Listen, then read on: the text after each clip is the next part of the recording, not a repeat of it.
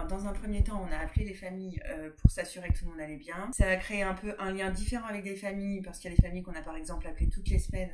en se mettant d'accord avec les collègues pour pas non plus que ce soit trop intrusif, et on s'est organisé de cette manière-là. Ce que ça a changé aussi, c'est que effectivement avant on se rencontrait déjà entre assistantes sociales, mais pendant le confinement on s'est rencontrés davantage,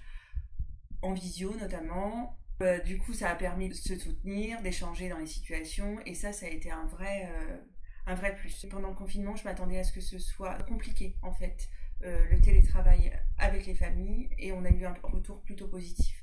de l'ensemble des familles. Il y a très peu de familles qui ont dit qu'elles ne souhaitaient pas être appelées, etc. Ça a permis aussi de soutenir parfois des familles qui ont rencontré des difficultés, notamment les familles qui n'avaient pas accès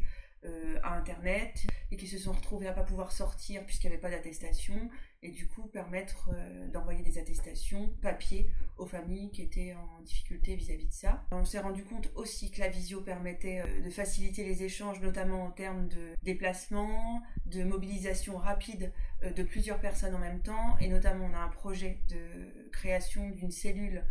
un peu réactive autour de la réflexion de la protection de l'enfance, et ce système-là permettrait de rendre les gens beaucoup plus disponibles, beaucoup plus vite. Pour certaines familles, je trouve que le confinement a été plus compliqué de par déjà